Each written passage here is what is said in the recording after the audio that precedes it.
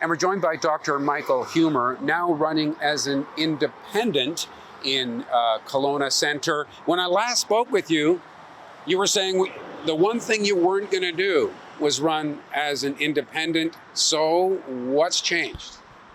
The other part of the conversation at that point was that I expected a center-right coalition to form.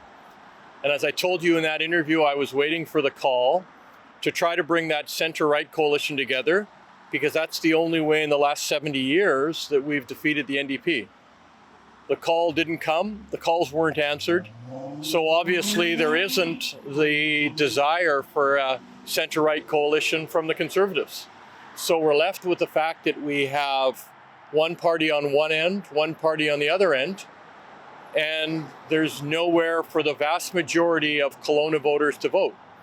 So that's why I'm in as an unaffiliated independent, representing what I believe is the large collective of the voters of Kelowna Centre.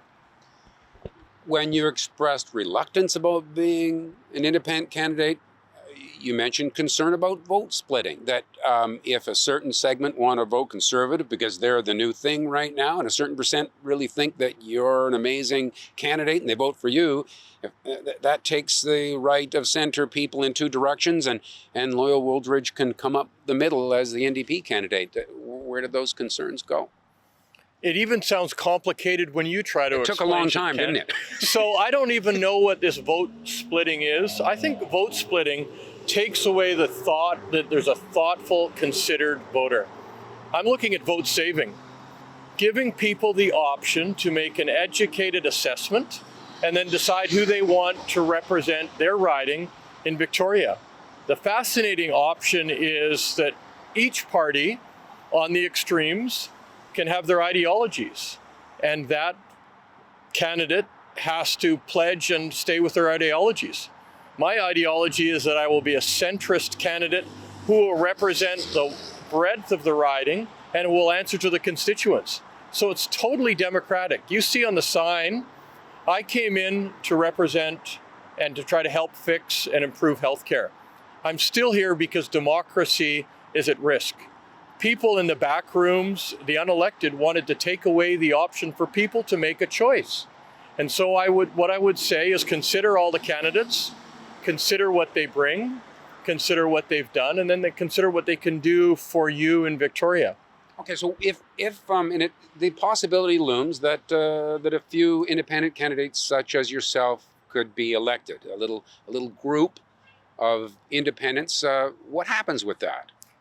Well, that's fantastic in my line, because I know that David Eby doesn't deserve an unfettered 4 years.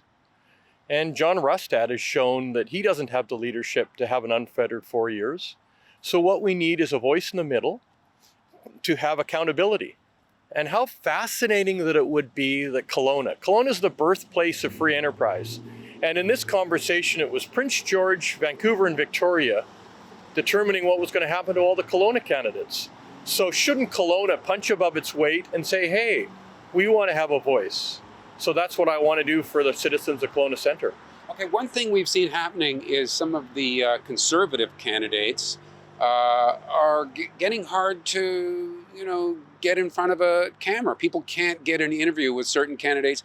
We have an interview with Christina Lowen we did months ago, but I'm hearing that other media outlets are having a hard time getting her set up for an interview now. So what I can tell you is that you reached out to me this morning, and I'm available this morning, and I will always be available because I believe in transparency, accountability. I will always be available for you and for the citizens of Kelowna Centre. So you've thrown together a campaign team and you've just got a couple of weeks to work with. What do you sort of concentrate on? It's fantastic, because in 6 months we went to 4,900 doors and had several thousand conversations, and we learned what the issues were. And they were what you know: affordability, cost of living, their addictions, mental health, public safety, and healthcare. So what we now focus on is getting our message out, and getting the message out that it's not just healthcare in this situation, it's democracy, and that we're the alternative.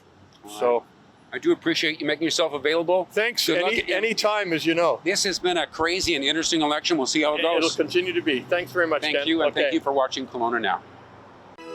We don't just report the news, we live here too.